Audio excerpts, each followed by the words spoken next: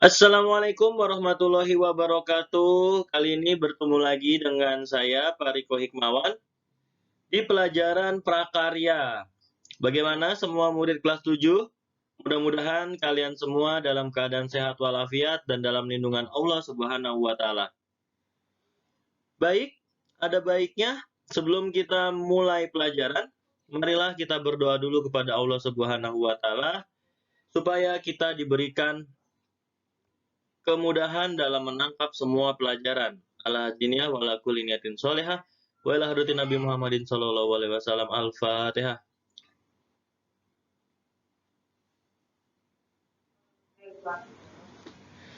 Oke, silahkan dibuka bukunya masing-masing, buku prakarya. Di halaman 3, di situ ada tentang kerajinan serat dan tekstil. Bab 1 ya, bab pertama. Nah, sebelum kita masuk ke dalam pelajaran, ada baiknya kita mengetahui tujuan dari pembelajaran ini. Yang pertama adalah siswa diharapkan mampu menyebutkan jenis-jenis dan karakteristik serat. Nah, nanti di situ ada penjelasan jenis-jenis serat ada apa aja, terus karakteristiknya bagaimana. Yang kedua adalah menguraikan pengolahan bahan serat. Nah, bisa diolah menjadi apa nih seratnya? Yang kelima, menjelaskan fungsi dan prinsip kerajinan tekstil. Nah, serat itu identik dengan bahan tekstil. Nah, maka dari itu, mari kita pelajari. Di sini ada rangkuman kerajinan serat dan tekstil. Kita baca. Tahukah kalian bahwa salah satu kekayaan Nusantara adalah beragam flora atau tanaman yang tumbuh subur di wilayah Indonesia. Tanaman tidak hanya dimanfaatkan sebagai bahan pangan saja bagi masyarakat, tetapi ternyata juga dapat dikembangkan sebagai bahan baku dalam pembuatan pakaian dan benda-benda kerajinan. Sebagai contoh misalnya, pakaian yang kalian pakai memanfaatkan serat dari tanaman kapas yang diolah sehingga menjadi pakaian yang siap dikenakan. Selain itu, ada pula bahan serat yang dimanfaatkan untuk membuat benda-benda kerajinan, misalnya selat dari akar rotan, dan dibentuk menjadi kerajinan yang menarik.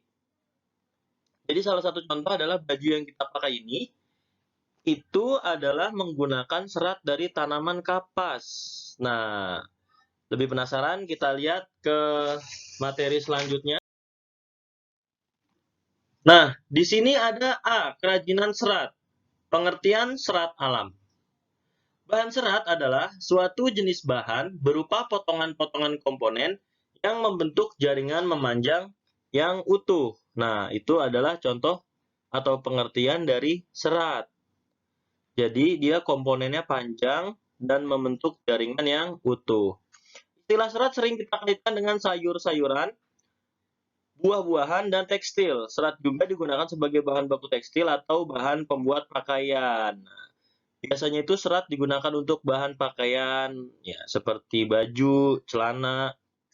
Serat merupakan bahan baku yang digunakan dalam pembuatan benang dan kain. Sebagai bahan baku dalam pembuatan benang dan pembuatan kain, serat memegang peranan penting. Nah, di sini ada di buku kalian di halaman 3, bisa langsung dilihat dan dipelajari ya. Oke, kita lanjut. Nah, di sini ada serat alam. Apa itu serat alam? Serat alam meliputi serat yang dihasilkan oleh tanaman, hewan, dan proses geologis. Serat jenis ini dapat mengalami pelapukan atau bisa disebut dengan hancur dengan sendirinya. Serat alam dapat digolongkan ke dalam yang pertama ada serat tumbuhan. Nah, di sini ada contohnya serat tumbuhan. Biasanya tersusun atas selulosa, hemiselulosa, dan kadang-kadang mengandung lignin. Contoh dari serat jenis ini yaitu katun dan serat rami. Nah, ini kalau kamu lihat adalah di sini serat rami. Contoh yang sudah saya berikan ini adalah serat rami. Rami itu termasuk sejenis akar. Nah, ini serat rami. Itu adalah termasuk ke dalam serat tumbuhan. Yang lainnya ini ada kapas dari tumbuhan. Nah, ini ada dari pohon kapuk. Masih dalam tumbuhan. Lanjut. Ada serat kayu. Nah, serat kayu adalah berasal dari tumbuhan berkayu. Ini adalah salah satu jenis hasil kreasi dari bahan kayu. Nah, ini bahan dasar kayu nih. Nah, yang dipakai kayunya, serat kayu. Kulit kayu. Yang selanjutnya ada umumnya tersusun atas protein tertentu. Contoh dari serat hewan yang dimanfaatkan oleh manusia adalah sutra dan bulu domba. Nah, di sini ada bulu domba. Nah, ini biasanya domba dan ini adalah sutra, hasil dari ulat. Nah, sutra itu kalau kamu belum tahu berasal dari ulat. Serat mineral umumnya dibuat dari asbestos. Saat ini asbestos adalah satu-satunya mineral yang secara alami terdapat dalam bentuk serat panjang. Nah, ini serat asbestos, contohnya, gambarnya, seratnya seperti ini. Nah, kita lanjut ke serat buatan. Serat buatan atau serat sintetis umumnya berasal dari bahan petrokimia. Namun, ada pula serat sintetis yang dibuat dari selulosa alami seperti rayon. Serat sintetis dapat diproduksi secara murah dalam jumlah yang besar. Nah, ini adalah di samping contoh pembuatan dari serat buatan. Ini di pabrik, salah satu pabrik tekstil yang ada di Indonesia. Ini contohnya. Dan biasanya dijual dengan murah seperti benang yang kalian pakai untuk prakarya itu adalah serat buatan.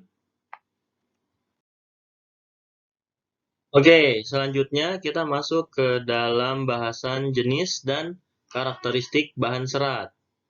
Tadi kita sudah mempelajari serat dibagi menjadi dua, ada serat alam dan serat buatan. Nah, itu diingat-ingat ya.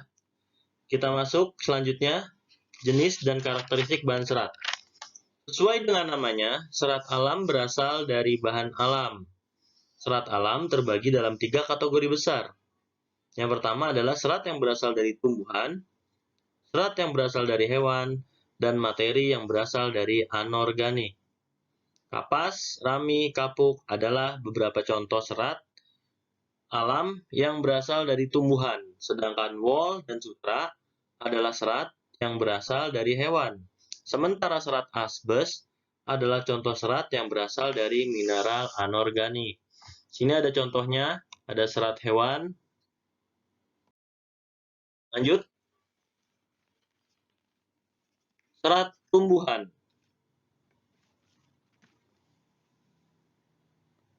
Tumbuhan merupakan salah satu bahan penghasil serat alam.